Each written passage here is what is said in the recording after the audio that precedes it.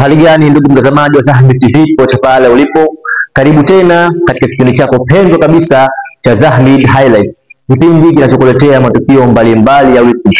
Ungana nami ndugu yako Abdulaziz Hilal mwanzo mpaka mwisho wa kipindi hiki tupate kufahamu nini kimejiri katika wiki hii. Karibu sana. Naam, tukianza highlights zetu za wiki hii, tunaenda moja kwa moja mkoani Lindi.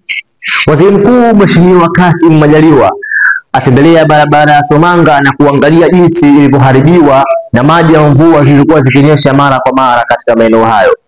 Aidha, Waziri Mkuu Mheshimiwa Kassim Majaliwa baada ya kufika eneo la tukio na kuona barabara jinsi ilivyoharibika, awaagiza TANROADS wa mkoa wa Mtwara kutengeneza barabara hiyo na kuikarabati ili iendelee kutumika na wakazi wa mji huo. Tupate taarifa kamili.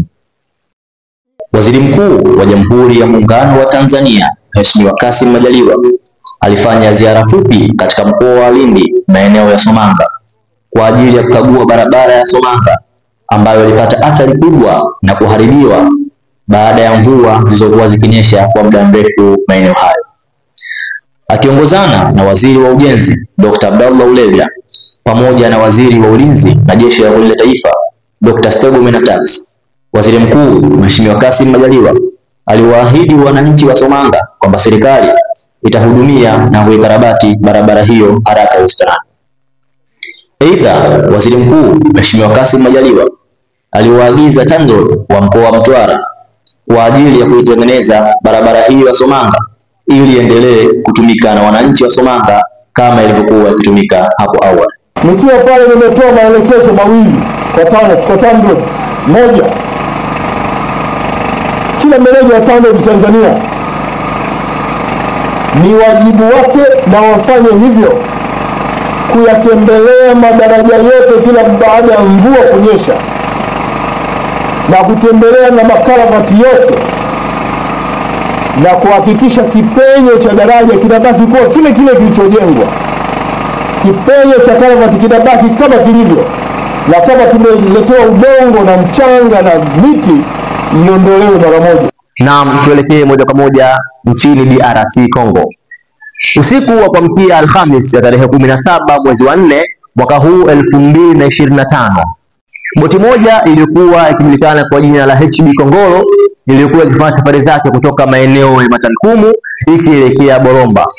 Boti hii ilipata ajali na kuzama katika mto Kongo katika maeneo yanayojulikana kwa jina la Mbandaka na kusababisha vifo vya watu takriban 50. Tupate habari kamili. Boti ijulikana kwa jina la HB Kongolo iliyobeba abiria takriban 450 imezama katika mto Kongo nchini DRC Congo. Boti hiyo imezama baada ya mwanamke mmoja aliyekuwa akitaka kupika chakula na kuwasha jiko la mkaa katika boti hiyo na kusababisha moto mkubwa kuwaka katika boti hiyo na kushindwa kuendelea safari yake. Aidha, abiria na watu wengine mbalimbali waliokuwemo katika boti hiyo waliamua kujirusha ndani ya maji kwa ajili ya kuokoa usalama wao, lakini baadhi yao walipoteza uhai ndani ya maji kwa kushindwa kuogelea, ikiwemo watoto na wanawake. Shirika la Msalaba Mwekundu limetaarifu kwamba takriban watu 100 wamebahatika kuokolewa mara moja na kufikishwa hospitali zilizokuwa karibu ya maeneo hayo kwa ajili ya huduma ya kwanza, huku wengi wao wakiwa na majeraha ya moto. Lakini pia shirika la Msalaba Mwekundu wakishirikiana na jeshi na vikosi mbalimbali vya uokozi vya mjini Mbandaka wametaarifu ya kwamba takriban watu 100 bado hawajapatikana na wafahamiki wapi walipo, lakini juhudi za utafutaji wa watu hao zinaendelea. Naam, ndugu mtazamaji wa Zahmid TV, huu ndio mwisho wa Zahmid Highlights zetu za wiki hii. Lakini endelea kufuatilia Zahmid Highlights ambazo zinakujia kila siku ya Jumamosi hapa Zahmid TV. Usahau kusubscribe, kushare na kulike channel yetu pendwa kabisa ya Zahmid TV ili uendelee kupata matukio mbalimbali yanayojiri katika wiki. Ulikuwa nani ndugu yako Abdulaziz Hilal, mpaka wakati mwingine, wa ila liqa. Zahmid TV.